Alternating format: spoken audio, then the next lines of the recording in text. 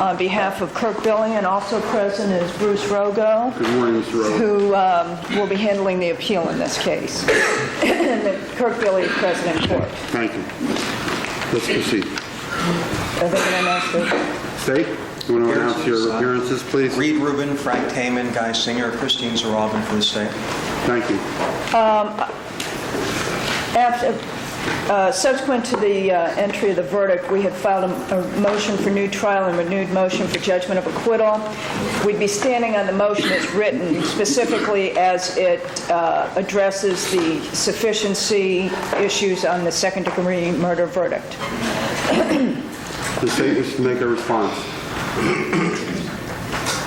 We'll remain silent.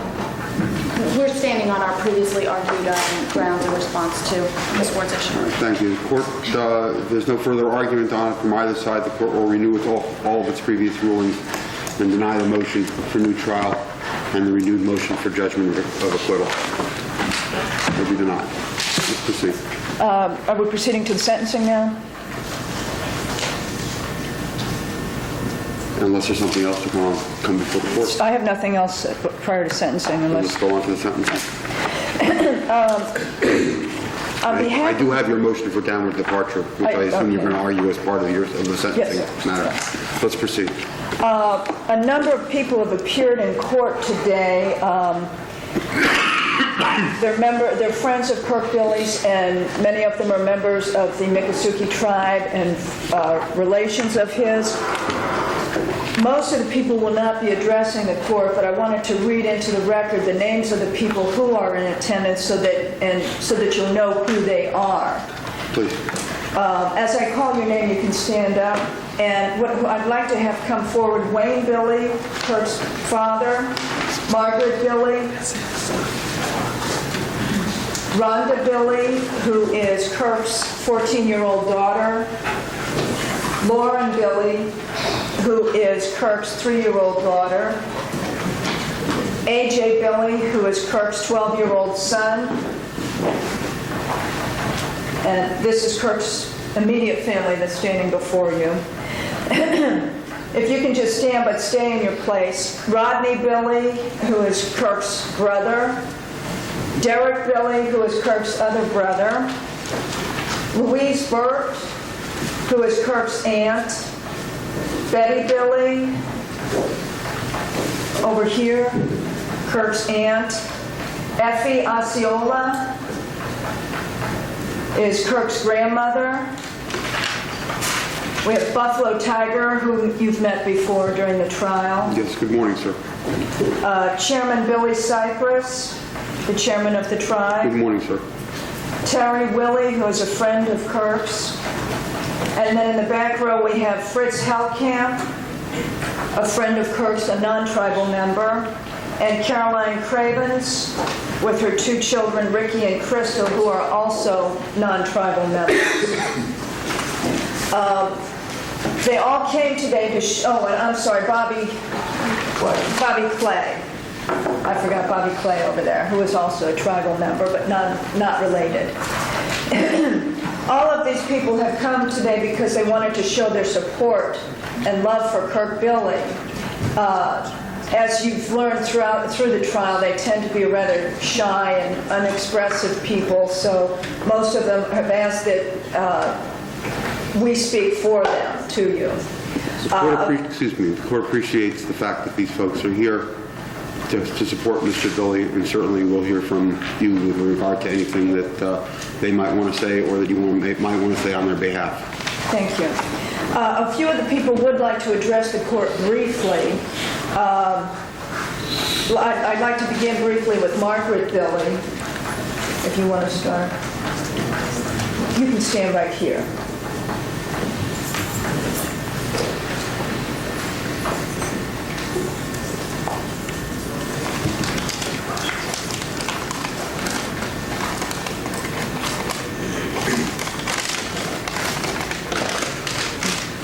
I am Kirk's mother. I know you have heard from me before.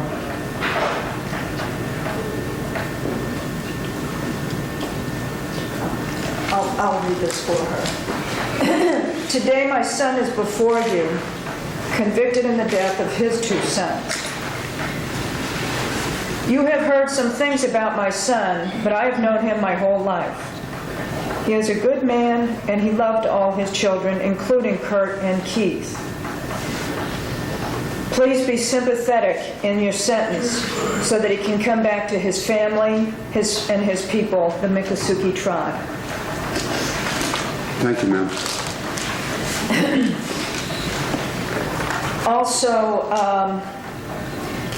Fritz Hellkamp wanted to address the court. You want to come forward, Mr. Hellkamp? Fritz is a, like I said, a non-tribal member, and he lives in South Florida and is a friend of KIRK'S. How you doing? My real name is Fred Hellkamp. Everyone knows me as Fritz. I'm 42 years old. I've lived in South Miami all my life. I work for Dade County Aviation Department. I've been with the county for 20 years. I met Kirk about 6 years ago. We were in a pool league together. We also bowled together. MICCOSUKEEs are very careful about who they choose as friends. And it's hard to befriend them because they're taught not to trust us. And finally we became friends, and I learned a lot about MICCOSUKEEs, and Kirk taught me a lot. Their religion. Their religion is based on, I don't know if you know medicine. I guess y'all discussed that in court. I didn't really catch much of the court. And he was very adamant and concerned about losing the traditions of the tribe and the ways of the tribe, to modernization, the white man, however you want to put that. But he was always concerned with the kids being taught the MICCOSUKEE ways in school, and that everybody keeps their traditions of the tribe. And then to me, that was his main issue. We used to talk about Sheila and things that went on, and that was his main issue. He just wanted her to be a mother. That was her job, to be a mother. So, we did things together with the kids. I mean, I used to go to Red Berry baseball camp with him, which is a very fine baseball camp, and he would take Kurt there, and he was paying for KIRK'S baseball there. He'd bring him out to the park when there wasn't practice at the camp. He'd bring him to the parks and play baseball with him.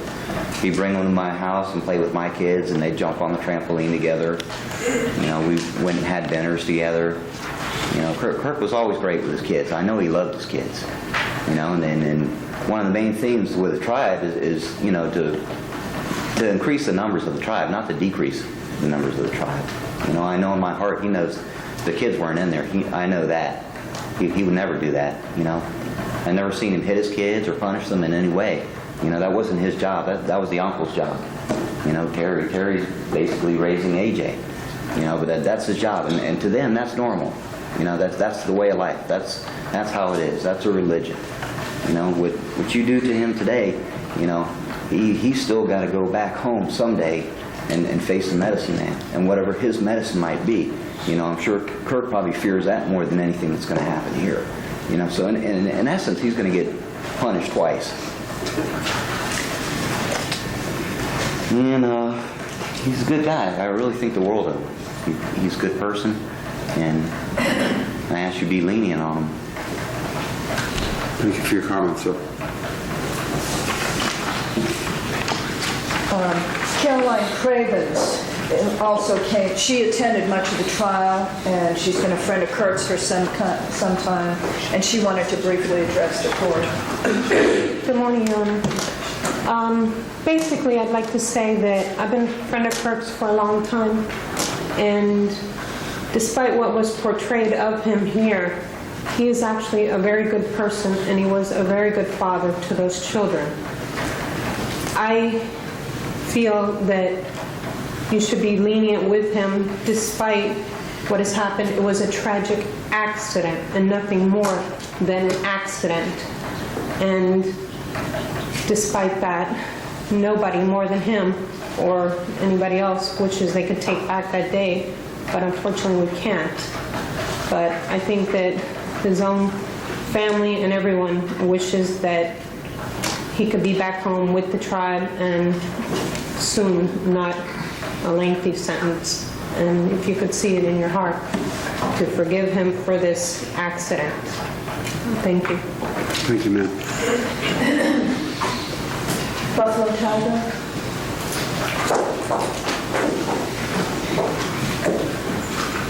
Buffalo Tiger, as you know, is one of the elders of the tribe, member of the Bird Clan, and he spoke during the trial about some of the tribal customs. Yes, sir, good morning. Morning. I too, I know the young man. I know, matter of fact, there are many young people out there, and we're all together sometimes doing different things, particularly general council meetings and traditional, what do you call it, green corn dance, take yearly. It's coming up around maybe May, June, usually May, June. Most of them usually go out there, have fun, play ball, dancing, singing, and to take medicine, to do many things. I know people couldn't understand the way things we do, but it's something we live with it in all our lives. It is given to us, I call it, whoever made us. It belongs to whoever made us. We try to practice those things yearly. So that makes me think the young men have been placed here quite some time, going on 4 years now. And sometimes, particularly some of the young Indian people, it's not healthy for them. They need to have fresh air. They need to have where the nature is. I'd like for you to know our medicines are nature. Nature's our medicine to us. We live in it, and we die in it, and that's the way it is, and we believe that. In your meeting at the Green Corn that's coming up, he should be there taking Indian medicines. It's a yearly thing we must do. But young man, he have been missing last 3 years. It's going to go 4 years. So he should go back and take that medicine and practice. He's still MICCOSUKEE young man, and be happy about that.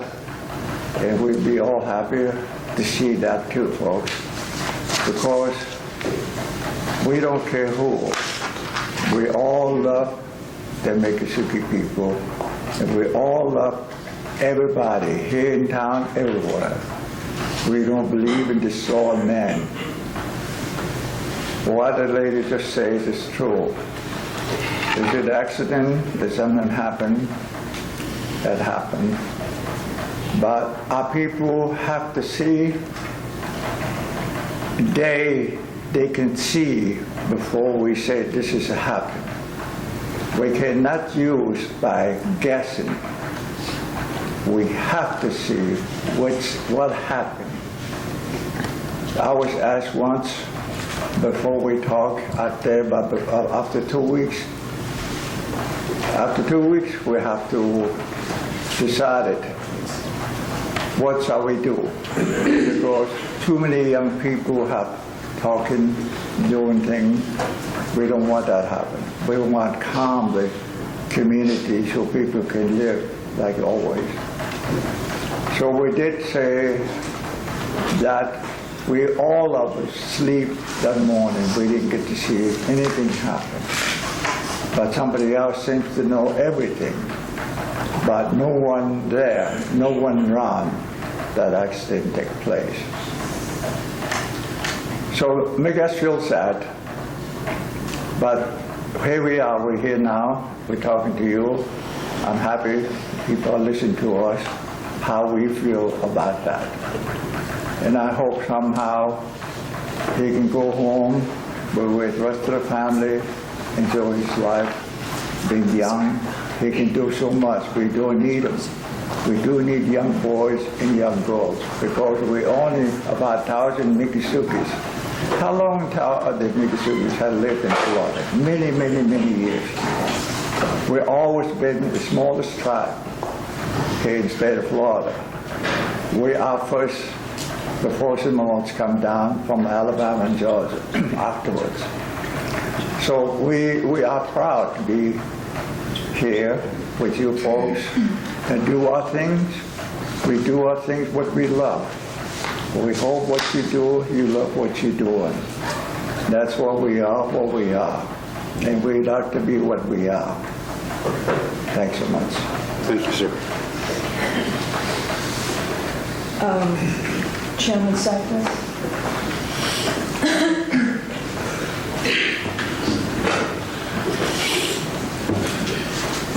Good morning. Good morning, sir. I'd like to at least to say brief words of one explanation of what the tribal culture of MICCOSUKEE, where I look at that most dominant society do not understand and really don't have emphasis of understanding. This is a struggle that MICCOSUKEE people, as well as indigenous people of the nations face. Because a lot of the cultures are pretty much kept to themselves to keep Indian nations to, how would they preserve the culture.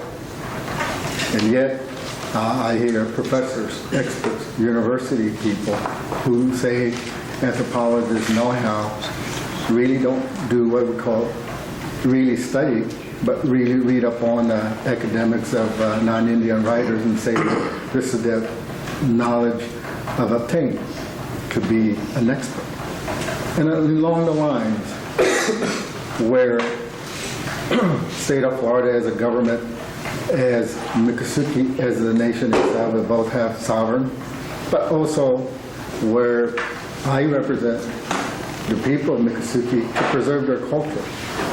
And there are problems like any other culture. Young folks who have problems that somehow are dealt with may be different than what we call Americanized standards, but yet it may be that, how would you say, addressing the problem, coming to what we call equal understanding of justice has been done where throughout the years, as before what we call European pioneers coming, that the system that I would say sometimes the United States do not understand